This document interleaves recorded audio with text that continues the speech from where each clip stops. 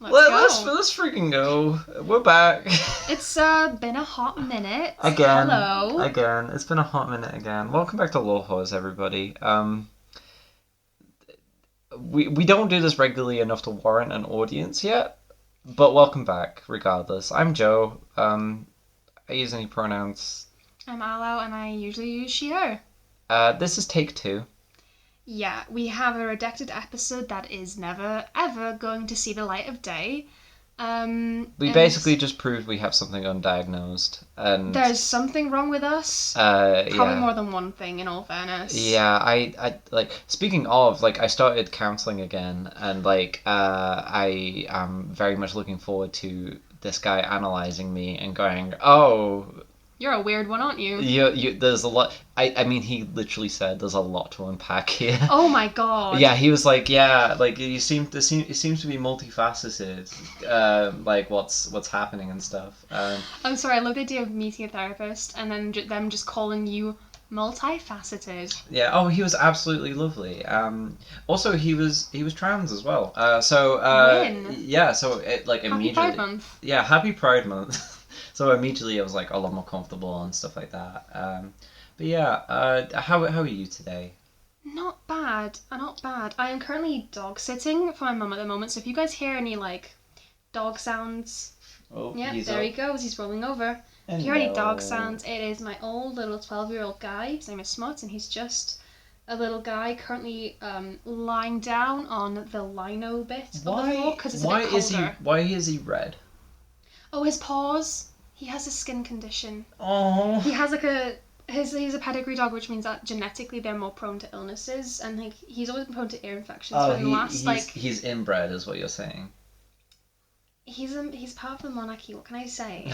But no, he's got this like skin condition where he licks the fur off of his paws. Oh, they're just really sensitive. It doesn't hurt him. Yeah. It's just makes him look a little bit more ragged and scraggly, which it suits my aesthetic. He does have the colour palette of a raspberry cheesecake, as I was saying before. He looks like a teddy bear that's been kept in the cupboard for the last 15 years and just been unearthed in a house like packing. Yeah, you know when like you leave chocolate for too long and it's kind of like white. It's got a crust on it. Yeah. Yeah, puppy's back and crusty.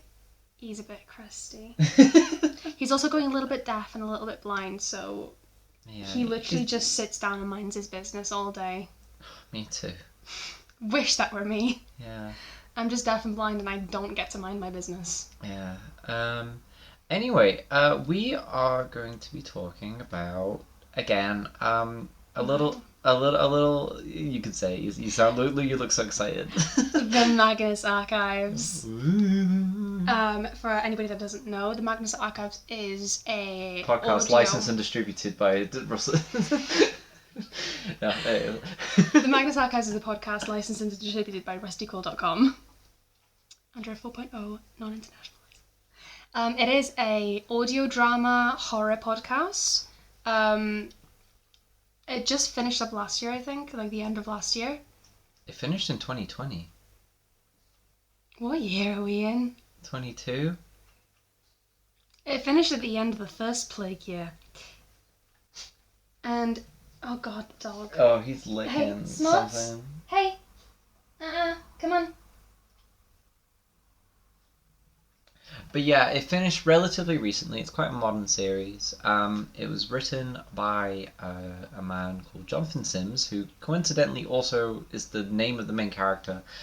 Because I was listening to a Q&A about this. Apparently they just sort of forgot to change it last minute. Yeah. They do write down Jonathan Sims, the archivist. They call him John, and they write down John in like the show notes and everything like that to keep a distance from Johnny Sims, the author. Yeah. It's still like hilarious that they did that, though. I'm not gonna lie. Yeah. So the premise of the show is that there is this institute called the Magnus Institute, and it is a place where spooky, fucked up things are researched. Johnny Boy is our protagonist, and he has now become the head archivist of said institute, and essentially he is going through reading statements of people's weird encounters and paranormal activities, and putting them onto tape, and that's the format of each episode. Mm-hmm. It's short horror stories in the form of a audio like drama. 15 to 25 minutes each. Yeah, which makes it very digestible. It is so digestible, which is why I eat so many in a day. I mean, okay, actually, you know what? It's kind of like, you know when you eat something and you kind of go like, that was like a tasty morsel, but I'm still really hungry, and then you have like 3 or 4 more of them, and then you suddenly get bloated. This show is the Tapas of podcasts. It really is, because like, whilst every morsel is quite small, suddenly you realise you've listened to 6 in a row and you haven't moved in 2 hours, and you don't know who you are anymore. There are about like 40 different clues of like various different interlocking things. My darling beloved friend has just started listening to it. Yes, you were telling me about this, yeah. They listened to 12 episodes and then said, okay, no more. Rewound back to episode 1 and has started making an absolutely insane digital, like, mind map connecting the dots, Pepe Silva, like, board, and it's so detailed, it's so intense. That's Charlie Day, isn't it? Pepe Silva, that's Charlie Day, isn't it? Maybe. It's the meme. You know the meme? Yeah, that's Charlie Day, yeah. He's made this, like, incredible board, like, I am shaken down to my core, and wish I had kind of done that myself on my first listen, but, like, I was being so mentally ill about it, I consumed, like, 16 episodes a day. This was, like, March, April, May of, like, the pandemic, so I was, like, eating it. Yeah, I listened to it over the pandemic as well. I took several breaks from it because, like, it's very... I know, but there's something wrong with you. There's so many things. I was also avoiding my supplementary assignments for university because I couldn't handle. I think I listened to it, like... When did I start listening to it? It was definitely on and off, like, throughout uni and stuff. But, yeah, like, it is... You don't need to listen to every single detail. Oh, no, you don't have to make a crime board for this. You don't. You can just listen to it, sit back, relax. But there's still a lot. There's still a lot to take in. And because of, like... Again, it's really well written, so you are actively interested in the story. Like, the overarching story that plays throughout it. You are looking subconsciously for those clues. And a lot of the time as well... And this is something that this is one of my few gripes with the podcast, and it's more of a sort of a personal gripe because I suck with people. There are so many characters in this. There are so many named characters, and they all have their own thing that they do. Yeah, I don't think it was that. Yeah, I didn't mind it so much because, like, they introduce them to you, like, piece by piece. Yeah. But there's so many named characters and statements that you don't realize come back up again. But that's, like, yeah, exactly. Yeah. As someone who consumed it all in a very, very short span of time, I imagine it feels better to do that. I mean, it was very good, but also, like, because you consume it so quickly, some things don't stick with you, but they do, like, give you a reminder of who this person was. Yeah. So it's not difficult to follow along. You don't have to switch your brain on for this. Like, it can do it for you. Yeah, that makes sense. You can just enjoy. Yeah, because there's this character, like, called Annabelle Kane. I only realized who she was, like name-wise at the end of the series. Like, she has been mentioned before, no doubt. Just didn't click? I didn't hear her. I didn't hear her, like, a name. I don't remember who she was. I was like, who is that? That being said, I would suck her silly. She's... I fucking love Annabelle Kane so much. You need to find yourself a girl boss, I guess. Yeah, she is... Me personally, I'm a Tim Stoker. I would suck Tim silly as well. I can't even say his name. Timothy Stoker. I am a Timothy Stoker stan first, human being second, is all I'm going to say. I always imagine Tim looking like, you know the guy from Polygon? That, like, is often with, well, not anymore because Brian David Gilbert, like, left Polygon, but, like, I think it was called Patrick or something. Yeah. Like, kind of so. Like, there's sort of little beard going on and, like, the glasses, and, like, when BDG did, like, the Pokédex Pokemon rap, he was, like, there doing dances with him. Maybe. That's how I headcanon Tim looking like. I have been told on multiple occasions by at least 3 or 4 different people, when I show up to a location, oh, you're just wearing Timothy Stoker's clothes now. Yeah. Hawaiian shirts, boots, and then some cuffed jeans. Might be predictable, who can say? Yeah, Tim is one of my favourite characters. Like, he is incredible. Also, he's just incredible. Yeah, like, Also, I think that like should be like commended to the writer of this, Johnny Sims, is that like he wrote everything. Like He wrote 200 episodes. 200 episodes of like 20 or so minute-ish, like sometimes longer. And not all of them are good, but the fact that like they are so consistent, and like the fact that there is like they all interweave is like it's a genuine like mad feat of writing. It's incredible. And one thing that I think is so brilliant about the Magnus Archives in particular is that every single episode has a scary story in it. So yeah, the bigger plot is going on, but there's always a scary story. It's 200 episodes, and yeah, okay, you're not going to be terrified every single episode. There will be an episode for you, though. There's going to be at least a few episodes that will hit you out of nowhere, and just, it's chilling. And I think that's what's good about it, because, like, you can sit back, relax, and then suddenly you're terrified, and then you go back to being relaxed. And I think that was a great experience. Yeah. And also, as well, like, it has sparked, like, so much, like creativity in like the community. Like even in myself, like I like literally wrote a Magnus Archive style like kind of short story. I've definitely got some like statement art. Yeah. Like also like there was this fan submission one time which was like, you know when like you're sat in like a bus or like a car and like you're like as a kid and you're bored and you're imagining like jumping up and down like the road on the side. Someone wrote a story like that won like a competition for it, and it was like, okay, what if that thing was chasing you? Oh my god, I'd love that. It's a good episode. I personally, I know it's been almost 2 years. I still haven't accepted that the series is over, so I haven't listened to the like Q&As. I haven't listened to the post-series episodes. I can't bring myself to do it. Q&As are so fun. I've listened to the Q&As in between all the things, but I haven't listened to anything post-season 5 because I'm not ready to accept that it's over. Yeah. Which I think is why I just said at the end of last year. Yeah. You're stuck in a loop. You're stuck in a loop. I am stuck in a loop. Yeah. So yeah, it's good to like pop back into every now and then. You don't have to like stick to it. Oh no. I kind of wish that I was listening to it as it was coming out, so I was like kind of limited. I caught up to it just before the season 4 finale. Yeah. And I remember like an episode release every week, and like the frenzy that was going on online of like, okay, yes, of course, the theory crafting was incredible, but the memes that were being generated like instantaneously were phenomenal. I wish I was there for that, because like I was there for the entirety of season 5, and let me say it was a beautiful experience to have. It was incredible. I still think that like the brutal pipe murder is one of the best memes on Tumblr. Sounds of brutal pipe murder will never leave me. Neither will Hello, John. Sorry for the deception. I actually don't know that one as well. I don't know it off by heart, but... Yeah, but that's the one where like he reads the thing and then he does the... And then suddenly, I don't know why we're hiding spoilers. We're totally going to spoil so much shit. Like Absolutely. the fact that one of the main antagonists, the way that he is defeated is he just gets beaten to death with a pipe. Ugh. Jürgen Leitner, stupid idiot motherfucking avatar of the whore, rat bastard, Jürgen Leitner. He's been dead for 5 slutty years. No, wait, would it be 6 years now? I have a reminder on my phone actually of this is not a joke. I am showing you my calendar as we speak. As you're looking at that, for reference, Jürgen Leitner is a collector of books. Fucked up books. And these books have like powers. The 16th of February. 16th of February. Jürgen Leitner died. 2017? Good riddance. Was it 2017?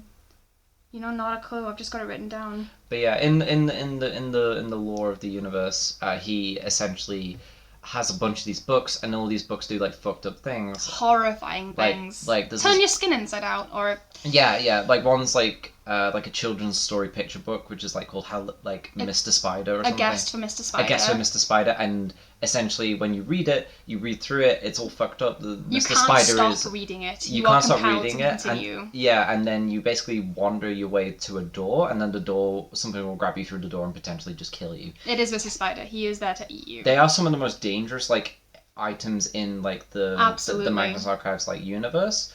And they have caused so much trouble. And it is so funny that the guy whose name is on all these books literally just sits down, a man enters a room and beats him to death. Yeah. It's so... not even a room. This is an underground cave system. It's so much No, worse. tunnels. It wasn't. Oh, it was in John's office. Oh my god. Because John was interviewing him. Oh, and Jonathan. And then it... Oh my god. Right. So to preface that, the previous head archivist before John, goes missing. You can't see the air quotes, but I'm hoping you hear them. She goes missing. Gertrude Robinson, my not beloved, but neither beloathed.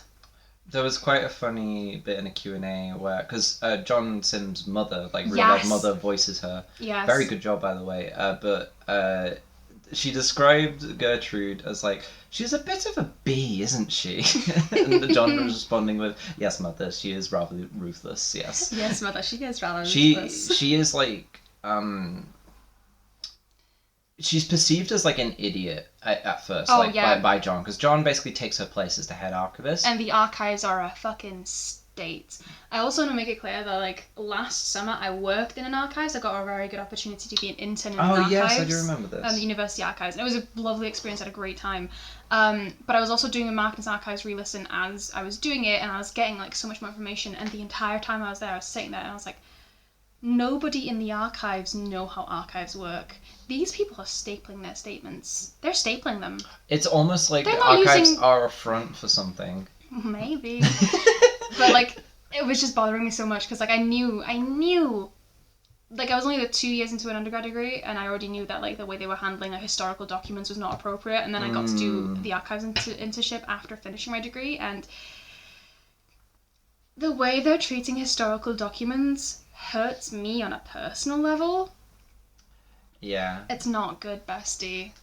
It's not right. But, yeah, the archives are an absolute mess. There's no system in place, and Jonathan Sims is deeply upset by this and is constantly critiquing. What's all this mess? I've got to sort all this out now, and that's the series. Listen, it's him sorting through all the statements. It's just an ASMR video. Help clean my archives with me. Yeah, honestly, it kind of is, except nightmare things happen. Yeah. It turns out that Gertrude Robinson, the previous archivist, was fully aware of the supernatural, like, to an extreme degree, and was actively fighting against it. Yeah, John knows that it's real because of his own personal experiences, but, like... He plays the skeptic. He plays the skeptic a lot. The episodes I find are really immersive because it's like, actually, if you listen to the actual recordings of what happened, this is what actually happened. And, like, he adds little comments and stuff. At the end, he's like, well, this person obviously was, like, on mentally drugs or something. Or drunk, or just stupid. But we get to learn that every single statement that has been recorded for us within the context of the podcast are genuine statements. Mm-hmm. It's very good. Delicious morsels for us. But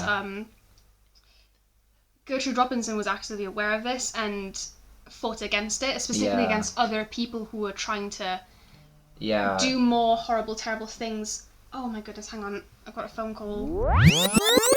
Do more horrible, terrible things. And also the fact that the institution that she worked for, the Magnus Archives, is also set up to do horrible, terrible things, to bring horrible, terrible things into the world. Could you shut the fuck up, actually? Oh, this poor crusty dog. He's trying his best. He is like a sea otter that's been dried up. Yeah, you're not wrong about that. Sorry. Gertrude, yes. Gertrude Robinson... problematic, maybe not fey, but problematic, hyper-competent individual. Yeah. She was deliberately messing up the archives so she is like Rick from Rick and Morty. Oh, why would you say that? She is the Rick from Rick and Morty in this. Is she the Rickest Rick? She's the Gertrudist Gertrude? I hate the fact that you've actually seen that show. And I hate the fact that I've seen that show. And now we've just exposed ourselves. Congratulations, thank you for bringing me into this. Just imagining, like, Tim going like, John! I've turned myself into a pickle, John! Gertrude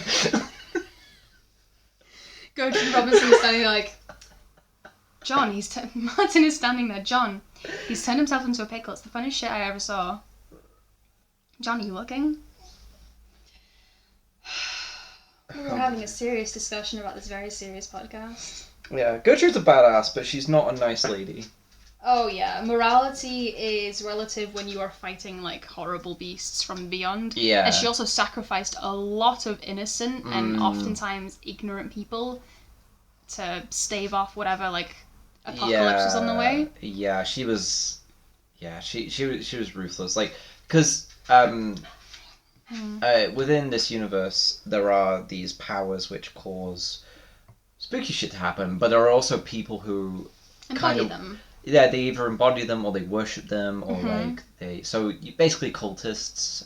Eldritch cultists. Yeah, Yeah. like the well, I think we should say at this point that the the spooky dooky happenings are caused by what humanity calls the fears, Mm-hmm. and these embody all of every fear you can imagine that a living being can be afraid of, and they all do different things. So, for example, the fear of the dark embodies itself by potentially making certain areas dark or what have you, Whoa. and and all of these powers feed off of fear, and that's how they get more powerful or more influential. Mm-hmm.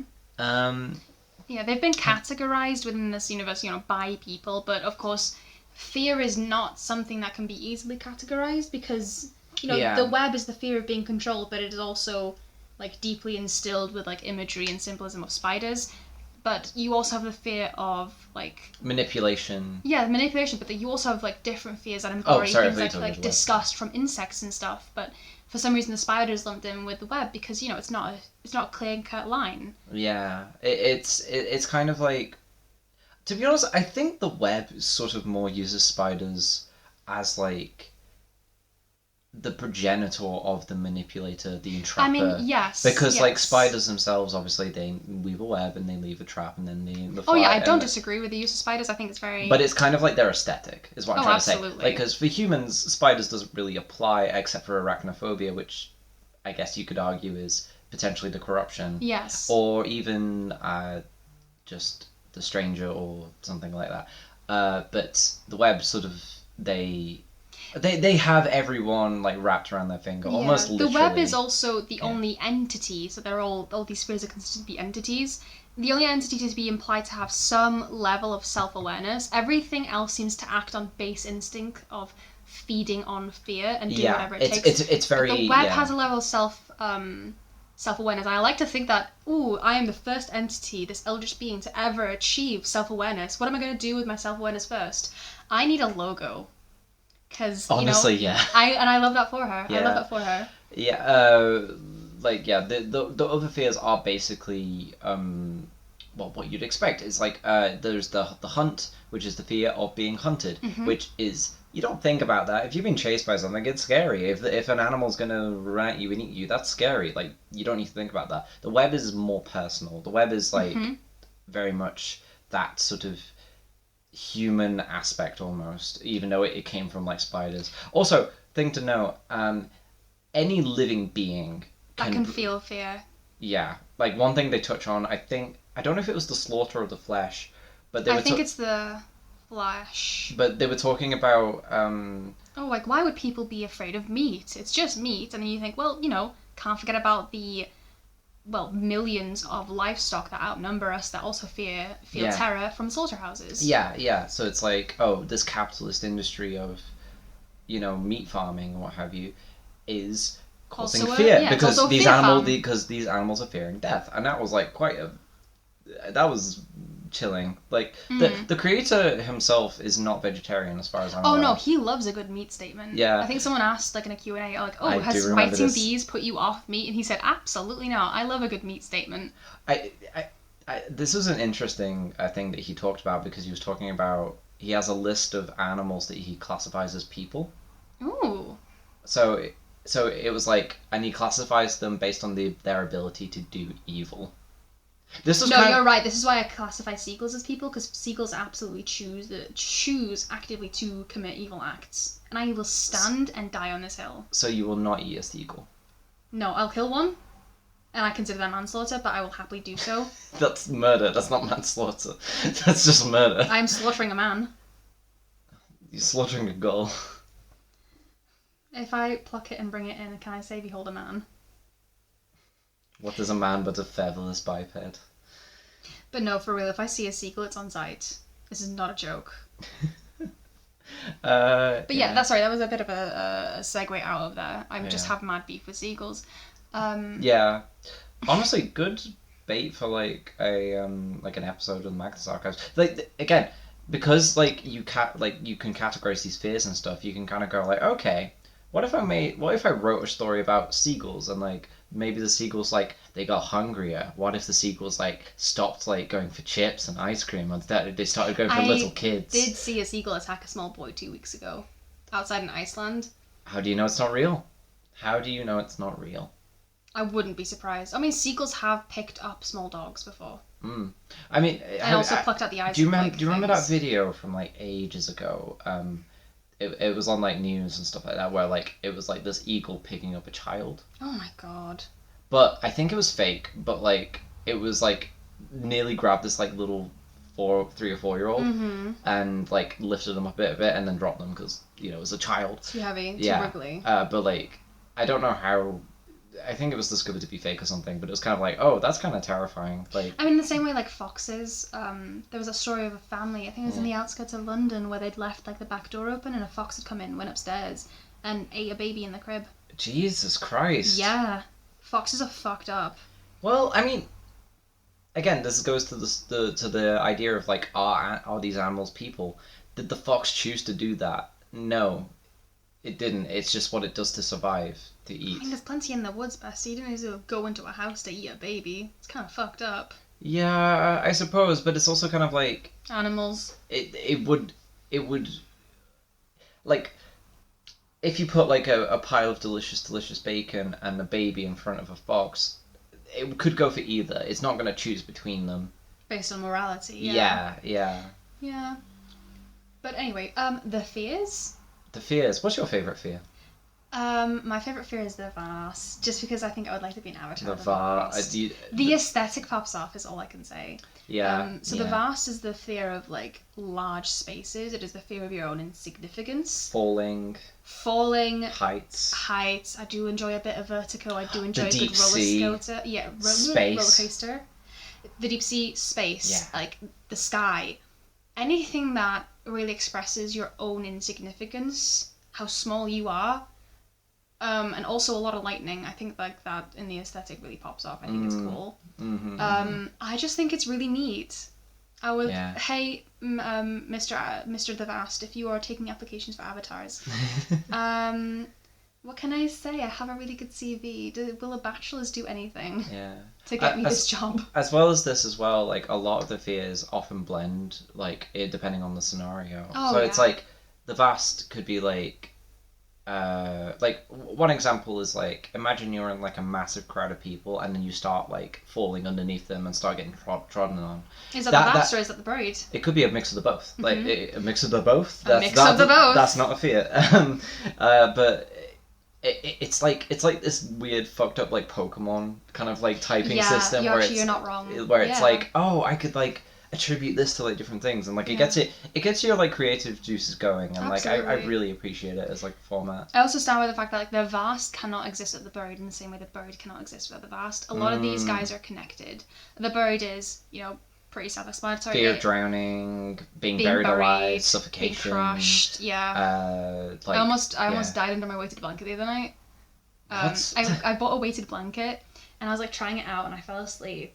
And I was lying on my back and it was over my torso and I was like breathing. And you know how when you're asleep but you're awake but you're asleep? You're just sort of... You are asleep but you are conscious of the fact that you're just lying there having a good time. Yeah, you're snoozing. And I just started stop breathing because there was just a bit of too much weight on it. Oh my god. I don't know if that's an asthma thing or the fact that when you sleep you just breathe really shallow. And I had to like really wake myself up really quickly to roll over and then go back to sleep. Damn, that would be the only blanket that could have defeated that little blob monster. The blanket never did anything. No, this blanket did something. The blanket did kill me before you could get to me. Checkmate. Checkmate. My favorite fear, it's so hard to pick. And your mother might be arriving any minute. She's come to pick up the dog, by the way, just for context. She's looking for We are going to have to cut again because we're so professional. My favorite fear. I do love... The web? Do you love the web? I do love the web, but like that's like it's too smart of an answer. I love the hunt. The hunt is one of my favorites. Because like, one, it's... The fear of being chased is something that is like... It's kind of like... It's one of the most animalistic. It's primal. Yeah, it's primal. It's one of the first fears. Like in the lore of the universe, it was one of the first that developed because things were hunting. Yeah, things sure do be hunting, These boys really do be hunting. Also, avatars of the hunt turn into like fucked up weird beast people, and I think that's fun. You do love a good fucked up beast person. I love a good someone monster. with a good lightning aesthetic. I like a good Lichtenberg fractal. Can I say? There is a very good Picrew, which we have both used many times. Absolutely. Which allows you to create your own avatar, which is very good. I do like the corruption though. I'm a Nurgle boy. No. The corruption didn't bother me too much until, like, just for context for you guys. Was it the meat staple apartment? No, it was the whole clearing out my dad's house. Oh, yes. Suddenly, every day you say, it's fine, I'm not scared of the corruption, and then you clean out a hoarder's house and you realise that the kitchen is covered in gravel, and then you realise that the gravel isn't gravel, it's petrified spider's eggs. And you start to change your perspective a little bit. Yeah. I saw some fucked up shit in that kitchen. For context, the corruption is the icky sicky. It's all the gross stuff. It's like stuff that like icks you. It's just disease, nasty shite. Nurgle from Warhammer. It's the icky You sicky. can keep your Nurgle to yourself. I'm also very strongly anti-mushroom, so nothing about this. Mushrooms are delicious. Thank you very much. Maybe I'll make you a nice mushroom dish one day, and you'll like it. The texture, bestie. Texture is hard to get right. I do appreciate that. Don't boil your mushrooms, or else I will. Who boils mushrooms? Do people do Fuck that? Freaks. Yeah, like. Hey, I love a good fry up. I love a good full English. If I go to a place and I see that they boil the mushrooms that they use instead of like frying them or roasting them. That was legal. Is that allowed? They're bad. They're so bad. That actually sounds and a real also as well, they're not dry. They are still coated in the water that they were boiled in, and like it's such a. So that's my nightmare. That's my worst nightmare. That's my one fear. Johnny Sims, write a statement about boiled mushrooms, please. Yeah, but because you have this sort of categorical kind of thing, it means that not every, like you were saying, not every episode will scare you, but some episodes will stick to you for sure. Yeah, like just like something that personally I have dealt with, and personally that like I think a lot of people have dealt with, the lonely. It's the fear of being alone. It embodies depression, embodies anxiety, embodies isolation. And that is like a very real fear. Like that is not terrifying because it's like, oh, that's kind of creepy and weird. That's like terrifying because, oh, this actually happens to people. Yeah. And it's things like that make the Magnus Archives kind of immersive, because it's like, sure, there are some weird fucked up dolls that use people's skin to like cover themselves. But you know, being alone is something that's real.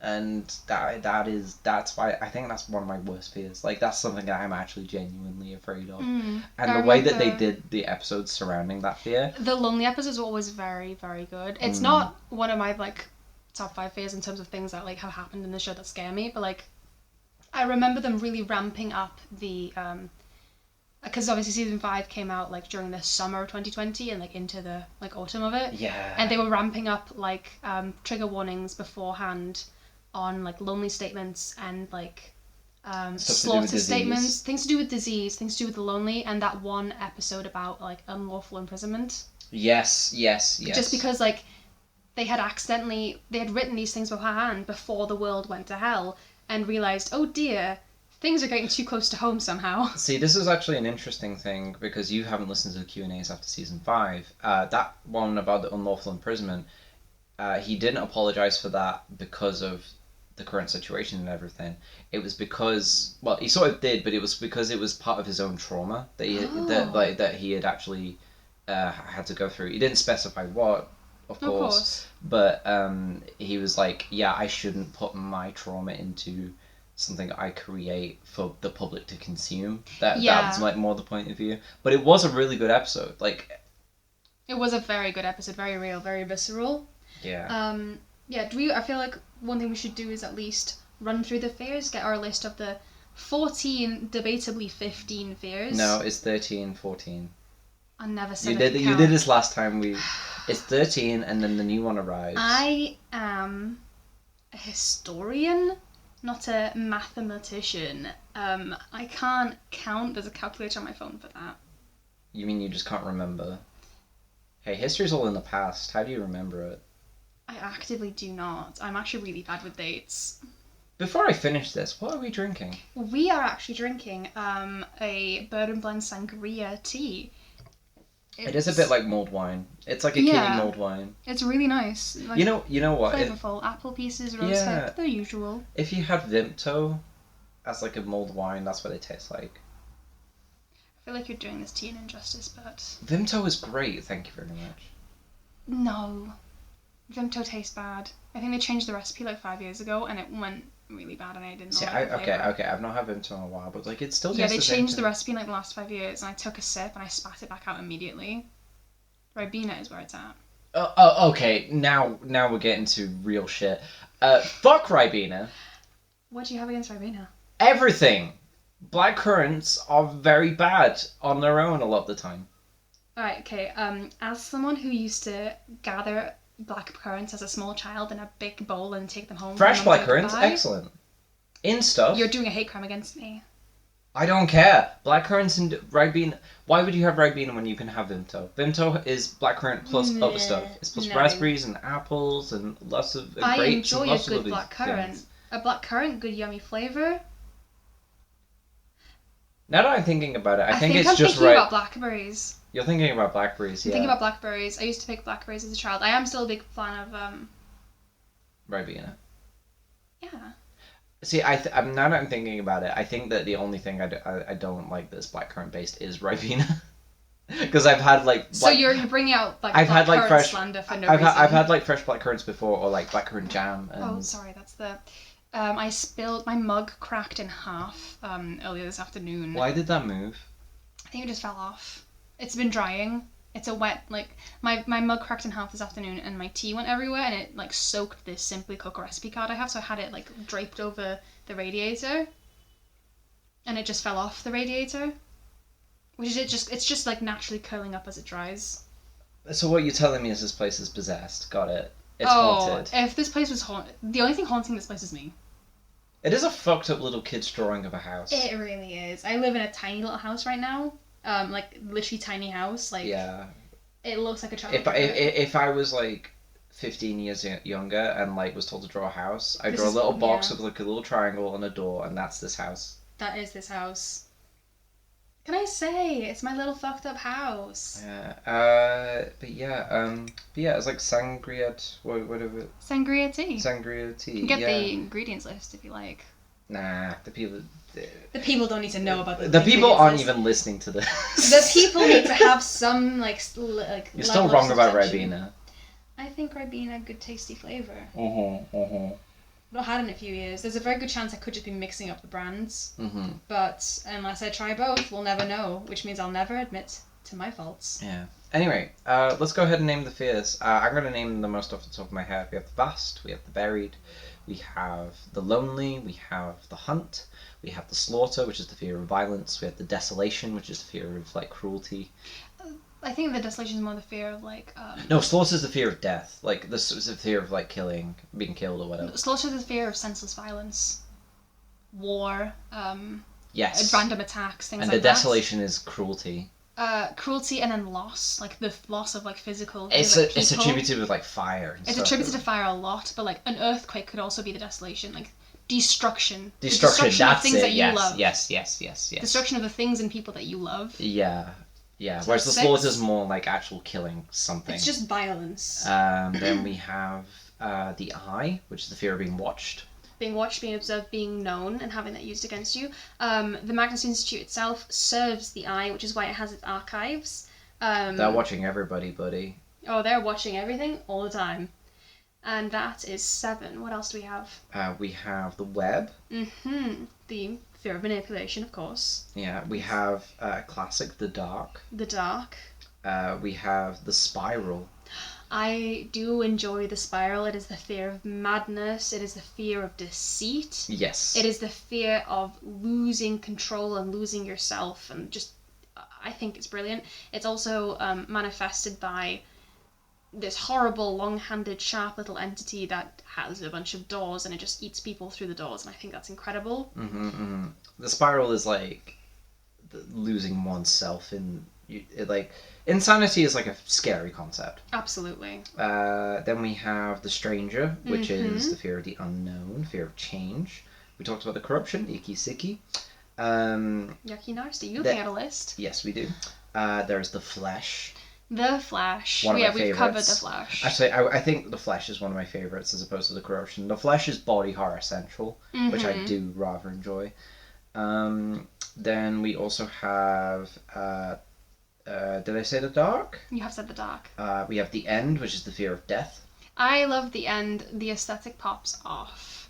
I just think it's neat, but it's the fear of dying. Yeah, it's also the only fear that actually kills people. Yes, it is. You can't feed on something that's dead. It's the one thing that always kills people. Mm-hmm. Some of the fears definitely do kill people, but yeah. And then finally we have the extinction. Yes, the extinction is like a new fear that's like sort of argued to be New kid on the block. New kid on the block. She just moved in. It's argued, people disagree within canon whether or not it's coming into fruition, but it's the fear of extinction. So humanity ending, global warming, massive meteorites, like the end of all things and the end of all humanity. It's one of the... No, go ahead. I personally don't think that the extinction could come into being as an entity, just because to induce that sort of fear in someone, you'd have to actually extinct something, to a degree enough to scare people, and then when you do that, there's nobody left to scare. Do you know what I mean? Yeah. I feel like it's a cool concept, and it's probably held together by different fears, but I don't think it would be feasible to actually merge as an entity. It's kind of like a big power of excitement rather than the long slow burn which the end is, because arguably the end and the extinction is the end's little brother. Yes, yeah, the extinction overlaps a lot, but the extinction and the end, I think, if the entities of the fears were conscious, they are the only fears that the other fears would fear. Yes. Because they are the only ones that are going to end it all and stop feeding whatever these things are, which is coincidentally one of the final plot points of series 5, which is the final series. I think that's neat. Smut, what? Damn, Smut. Bestie, what the hell? Smut throat goat, let's go. Please don't sexualize my dog. He's 70, 80 in dog years. He's literally an old guy. Tita papi. Tita. He is shoving his paw down his throat. Don't you lie to the non-existent listeners. He's literally just a little guy. Yeah. Oh my god. He's just a little guy. He's just a crusty, dusty... Oh, you need a bath.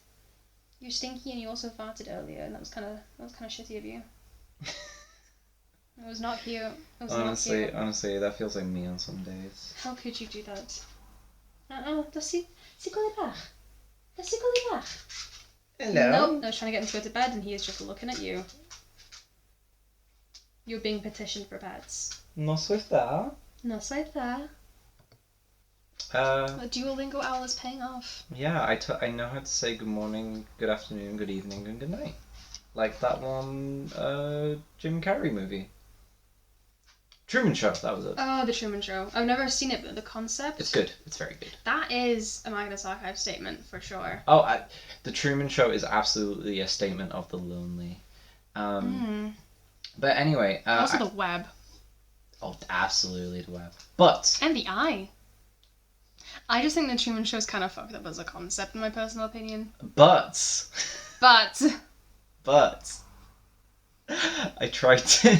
I remember, trying to, talk about this in, the last, episode we did, and, we kind of just didn't do it. It's time for Come Sign With Me. Come Sign With Me!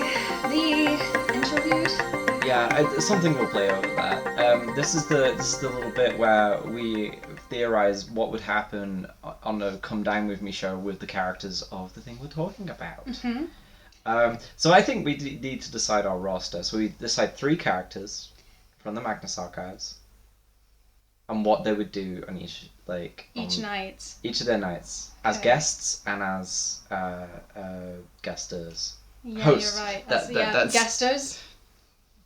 I think we have to do Elias. I was just going to say we must have Elias. Absolutely. For context, Elias Bouchard is the he is the head of the Magnus Institute. He is also a body hopping bitch from the Victorian era who is chasing immortality through his patron, the Eye, and he's just an all around piece of shit. He's arguably the main antagonist Of the entire series, yeah, for sure. Yeah. For sure. Like- But he also gave us the funniest ever scene, which was brutal pipe murder. Yeah, he was the one holding that pipe. And this man pretends to be, like, you hear him in the show, of course, and you hear him in the first 2 seasons, and he's literally just, you know, regular manager guy. He's kind of weird, but like he's just kind of weird. you but only you're realize like, he's an evil. aristocrat. His name is Yeah. Bouchard. He's going to be weird. He's middle upper yeah, class. you only realize he's evil. When he beats a man's skull in.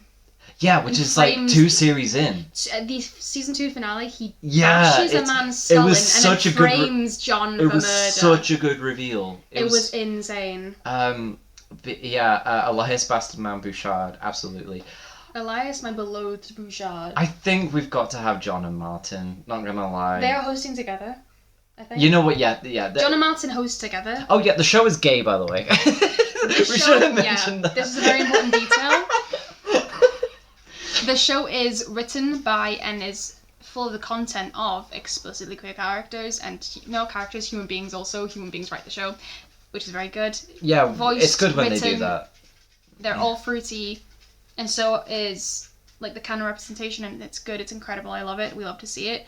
Jonathan Sinn's the head archivist, capital B bitch, and then Martin Blackwood, his initial enemy, his archival assistant. Assessment? I think I texted you just this morning saying I'm not eloquently spoken. Clearly. His archival assistant, Martin Blackwood, who is more of a brackets bitch, like the bitch is a little bit underneath, but oh my god, it's there. Yeah. They have a lovely roller coaster ride from like antagonistic to oh my god, gouge your eyes out and run away with me. Yeah. And I think it's beautiful. I would love to see it. If I could sum Martin up as like his character, it would be like, hello, does anyone want a cup of tea? Because that is literally what he does. In my personal opinion, like you have, the book stack memes, like the big thick book and then a skinny book. Yeah. The big thick book is the Magnus Archives, the skinny book is the Magnus Archives if somebody gave John a fucking gun. Yeah. Martin a gun. Give Martin a gun. John had a nuclear weapon equivalent by the end of the series. Yeah, and Martin wanted to use it. He wanted to use it so bad. Martin said, fire first, ask questions later, and he was right. So we have very depressed boyfriend, and we have still very depressed boyfriend, but he's willing to kill someone. They're great. We'll have those two together, because they've Yeah. got to be together. I feel like we should have one of the avatars. For sure. Like one of like the more freaky. Don't let it be Jane Prentice, but... No, not Jane Prentice. I don't think Jane Prentice was like enough of a character for me to enjoy. Yeah, she just sort of squirmed around. Jane Prentice, just for context, was a woman that was full of worms. Like, literally, she was a hive for worms. You know, it's worm sounds, I guess. Yeah, it was like pasta that was like being squelched Yeah, they and did stuff. squelch some pasta. I'm always a fan of Michael. Oh, we could do Michael. I do enjoy Michael. Michael. Which Michael? Oh, fuck, yeah, there's multiple. This is another thing as well. Character names do get repeated. Michael the door bitch. Michael Distortion. Yeah, Michael. My beloved. Yeah. Like, who, for context, was one of Gertrude Robinson's archival assistants, and she literally... Kind of. I think he was like... She ran out of archival assistants, and then she was like, oh, is that like the new secretary? Come to Norway with me. I'm going to throw you into the middle of a swallowing maze, and you're going to get eaten by it. And then he turned into it. Yes, and then whatever that thing was kind of, sort of, is Michael but isn't, and... It is Michael, it isn't Michael. It's Distortion. He comes out of doors and he's like, hello, and he does a little snarky thing, and then he leaves. I think he's great. I think he's neat. Yeah. Okay, so let's, for the sake of, we'll start with Elias. Elias is preparing a meal. We'll just do, like, very basic sort of things for the sake of time, but... Yeah. I'm stuck between the fact that he is definitely rich and snobby enough. The fact that I'm not sure if he eats, and the fact that he's also from the Victorian era, so he definitely doesn't know what spices are. And I think he probably orders out and then tries to pass it off as his own food. Ooh, okay. He orders from like a fancy restaurant and then passes it off as his own food. See, I think that he would absolutely have never, like, only his mother has cooked for him before, or someone else. He goes, I'm going to make a roast dinner, a good British dish, and he's going to roast a chicken with nothing. And then he's gonna serve it, and it's just gonna be the saddest, like, driest chicken. There's also no accompaniment. It's just a chicken. Oh yeah, like and like ready-made gravy, maybe some like boiled vegetables. The vegetables are partially mushed. They've been boiled for so long. Also, I would like to think that he actually thought of the idea of come dine with me because there's cameras and they're watching everyone eat. Oh my god, yeah, he definitely did that. Just for like the fear of the anxiety of everybody, I think. Yeah, definitely. Yeah, he booked them onto the show. Yeah, and then what would his entertainment be? What would his like? Oh god, what would his entertainment be? He's either giving them a tour of his big house, and that's what counts as the entertainment. Okay. Actually, you know what? I think he just slides John a tape recorder, and then John like fucking goes, and then vomits out a statement. Yeah, and then that's it. And he's like, very good, John. You can go. You can go now. You can leave now. Yeah. Here's a question: how does Michael eat? That's for him to know and you to never find out. I think he just kind of sits there. I think Michael probably just puts his hand in the plate. I don't think he eats. I think he doesn't. I think he just uses his long hand. I think he just sort of plays with it, like. Yeah. And then when he leaves, it's like in the form of like a baby. Yeah, it spells out some words. Speaking of doors opening, back to Martin and John. I think John would try. I think that John knows how to cook. I just think that he's not very good at it. Or... No, I think he's good at it. I just think he doesn't do it often enough. And once he started eating statements, he fell out of practice. So he can probably cook. But I don't know if he'd like still be good at it. I feel like he has to have Martin taste test for him. See, what I think happened. I think Martin is definitely the person who knows how to. He's the charismatic one. He knows how to like treat the guests. He's hosting, yeah. So he's very much like, oh, does anyone want anything? Can I top you up or anything like that? Except it's two fucking eldritch nightmares that he's serving. He also hates them. Well, he doesn't hate He doesn't hate Michael, but he does hate Elias. I don't know. I don't know if he hates Michael because he hates Helen. He hates Helen. I mean, everyone kind of hates Helen. Tori. Can't believe people are like, oh my god, Helen, my Scrimblow. I love Helen. Helen's one of the best characters. And then in like the last 10 episodes, Johnny Sims reveals that Helen was actually a Tory. Wow. People took that as a hate crime. That's the true horror of the Magnus archives there. Capitalism. Okay, here's the thing. I think John would actually like be cooking and stuff, and I think Martin would be like hosting, but also he would be like, John, like don't do that. That you'll leave it, and he's like, I know. Yeah. I can see everything. Well, you're seeing too much because you're not looking at the fucking rice. Yeah. I can feel the temperature of the boiled vegetables. It's like, well, that's all well and good, but they're going overboiled now. I can see 3 alternate realities. Well, the chorizo is burning in the pan. That's the kind of that they would be arguing, but like. Yeah. I think they put out the best dish. I think it's good by like. I think they would put out the best dish. I think it would be fine. I think it would be fine. Yeah, it's like... They would be, like, second, if not, like, probably, like, second place in a regular Come Dine With Me, I think. Martin, they are a solid second place, yes. Martin handles the guests, not because he's, like, he wants to host, but because John should not be allowed to host. Yeah, and Martin, absolutely, for, like, entertainment and, like, to entertain the guests whilst John is cooking, he would be like, here's our cat. I was expecting, slam poetry. Oh! He stands up on like the TV. He does his poetry. He stands up on like a little box that they keep. Oh my god. And he does his slam poetry. He stands up on the fucking wooden buried coffin and Yes, they and keep does that in the slam living room. poetry. He does slam poetry. Oh my god. John is sitting on the coffin next to him, and then like, when it's his turn, he reads out a statement, I think. Oh yeah, he would also like Elias would be like, "Here, John, you can do this," and he's like, "Oh, Actually, I prepared my own. actually, I've prepared my own." I went out and caught this on fresh today. Okay, Michael. I think he just serves them shattered glass on a plate. Well, Paper plates.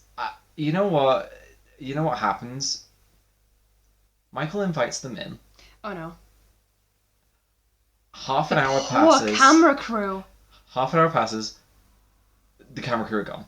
They're gone. They never come back out. The camera crew have been eaten. That is the entire. They're like, well, what's our dinner? What are we being served? And he's like, oh, I've already eaten. Yeah. I think they get served glass shards. I don't think they get served. I think he just fucks around with them for half an hour and then spits them out again. I like the idea of someone having glass shards on like a children's party paper plate. You know what? That is very Michael. Not gonna lie. Yeah, it's Spider-Man, but it's not Spider-Man.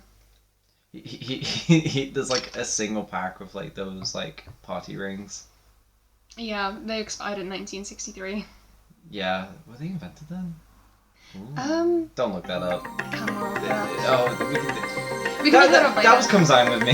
That was comes down with me. Listen to the keyboard clacking as I Google when party rings were invented. I mean, I can cut this bit so I can say whatever I want. 1983. 83, damn. 1983. Well, this pack still expired in 1963, I say. Yeah. Well, that was the Magnus Archives, everybody. We hope you enjoyed a slightly more structured rambling than what we initially put out. We went over time like massively. I think keeping it to a strict hour is like the best thing we can do. I'm gonna end the statement. If you'd like to add anything. I think we did better than last time, and I think we gave a pretty good gist of the general working of the world. Yeah. Expect more. Oh, for sure. We haven't even gotten into the characters yet. I am going...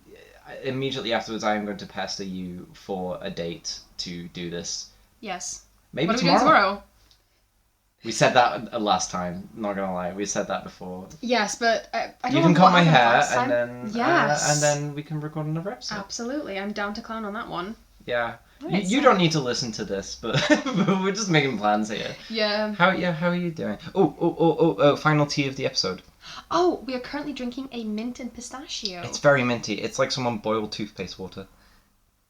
I really like it. It's not like a peppermint. I didn't think know. it's quite pleasant. I didn't think I would like it, but it's actually okay. I'm smelling the pistachio, but I'm only really tasting the mint, so like I feel like that's as much as a combo as we're ever gonna get, really. It's like a 7 out of 10 for me.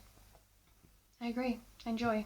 We should rate all of our teas. We should absolutely be rating all the teas. Digestive is like a 9. The digestive one was a 9. The chocolate digestive we had was absolutely incredible. The sangria one we had was, I'd say that's like a 6. It was nice. There just wasn't enough going on for me.